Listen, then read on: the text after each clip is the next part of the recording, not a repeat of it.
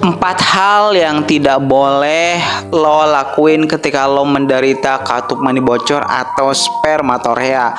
Jika lo masih melakukan ini, siap-siap katup mani bocor atau spermatorea lo semakin parah. Apa saja 4 hal ini? Tonton di video ini sampai selesai, jangan skip karena ada beberapa info penting yang harus lo ikuti. Assalamualaikum warahmatullahi wabarakatuh. Halo guys, kembali lagi bersama saya Muhammad Akmal di Dokter Santuy, konsultasi santai penyakit hilang seketika. Oke, baik, ketemu lagi bersama saya Muhammad Akmal di pembahasan kali ini masih dengan pembahasan yang sama, itu katup mani bocor atau spermatorea. Nah, pembahasan ini akan lebih kompleks lagi ya. Ketika lo menderita katup mani bocor atau spermatorea, lo harus sadar dan lo harus hindari atau mungkin jauhi kebiasaan-kebiasaan ini. Yaitu yang pertama, kebiasaan lo menonton porno atau menonton video 18+. Hindari, jauhi, karena secara tidak sadar video tersebut itu dapat merangsang ya, dapat membuat rangsangan seksual menjadi lebih sensitif dan merangsang otak untuk melakukan PMO.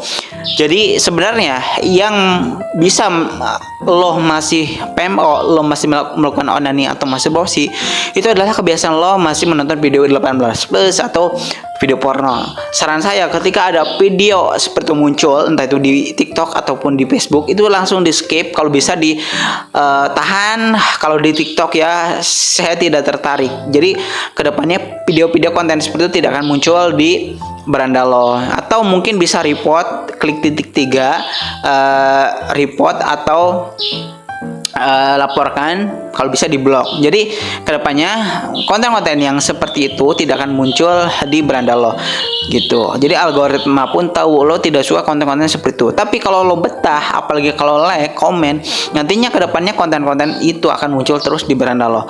Jadi nomor 1 yang membuat lo PMO atau terangsang atau ingin melakukan onani, ya dihindari. Salah satunya adalah menonton video porno atau video yang dapat memicu rangsangan, yaitu video 18+. Yang kedua yaitu hindari stres secara berlebihan. Gue tahu penyakit katup mani bocor atau spermatorea ini sebagian orang atau sebagian pria itu membuat khawatir, cemas, berlebih, takut gitu kan. Sebenarnya lo jangan takut, lo nggak usah khawatir gitu kan, karena penyakit ini itu ya bisa dikatakan bahaya kalau lo biarkan, dan kalau lo anggap ini serius sebenarnya bisa membuat efek cemas berlebih gitu. Jadi penyakit ini itu menyerang hormon testosteron atau menyerang kesuburan pria ya. Jadi yang membuat mungkin kalau pria ya, kalau misalkan nanti mungkin membayangkan saya ke depannya bakal menikah nih, saya takut, khawatir, gue khawatir, misalkan lo khawatir nggak bisa memuaskan pasangan gitu kan. Nah mungkin ketakutan-ketakutan seperti itu yang nantinya lo bayangkan kan. Nah sebenarnya katup mani bocor kalau ditangani secara cepat atau tepat itu bisa sembuh juga dengan secara tepat dan cepat. Jadi buat lo yang menyadari katup mani bocor, secara sedini mungkin segera lakukan pengobatan, karena itu penting banget buat diri lo nanti ke masa depan. Jangan sampai lo menyesal di masa depan. Memang efeknya adalah yang paling nanti mungkin lo rasakan adalah ketika sudah menikah gitu kan. Kalau sudah menikah, lo pasti akan merasakan efek-efeknya kayak gitu. Dan saran saya, ketika kalian memang sudah merasakan tidak nyaman pada diri kalian, segera cepat melakukan pengobatan, segera melakukan penanganan kayak gitu. Karena cemas, stres itu bisa menjadi penyebab kambuhnya katup mani bocor atau spermatorea.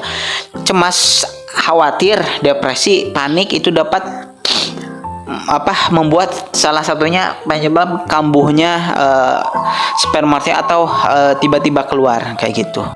Yang ketiga, hindari ya kebiasaan begadang. atau tidur terlalu larut malam. Karena kebiasaan begadang atau tidur terlalu larut malam ini itu bisa menyebabkan imun menurun dan lo tidak fresh sebenarnya. Jadi karena membuat hormon testosteron menurun juga, salah satunya kesuburan juga tidak bagus. Buat sperma juga tidak bagus, buat ketahanan juga tidak bagus.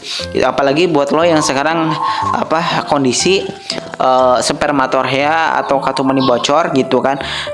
Itu tidak bagus untuk hormon ya. Jadi buat sekarang ya, buat lo yang mungkin memiliki kebiasaan sering begadang, biasakan tidur tidak lebih dari jam 11. Jadi kalau bisa ini mah ya, jam 11 itu sudah tidur. Adapun kalian misalkan ada pekerjaan yang harus begadang gitu kan, ada pekerjaan yang harus begadang, silahkan diimbangi dengan minum daya tahan tubuh atau suplemen gitu, seperti Enervon, imun imun booster kalau nggak salah.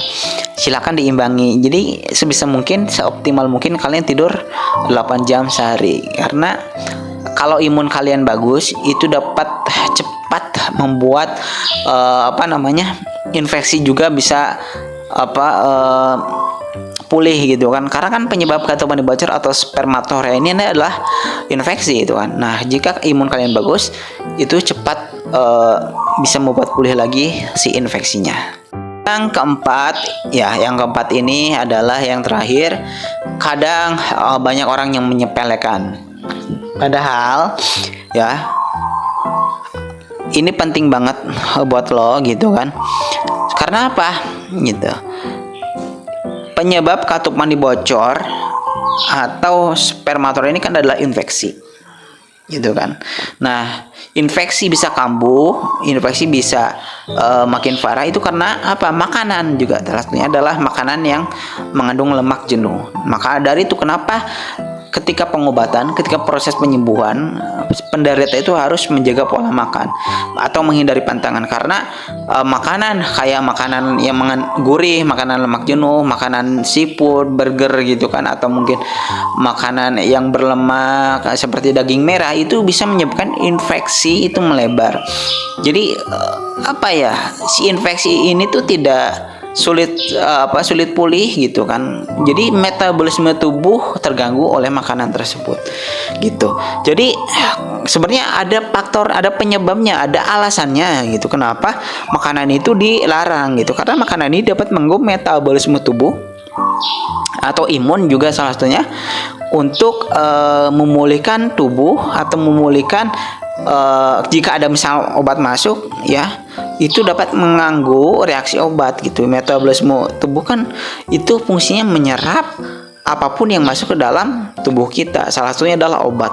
Jika kita misalkan dikonsumsi obat, masih makan makanan yang tidak sehat itu, yang pantangan itu, metabolisme tubuh ini susah menyerap khasiat dari obat, sehingga obat yang nanti lo konsumsi itu tidak akan berkhasiat. Makanya itu penting banget.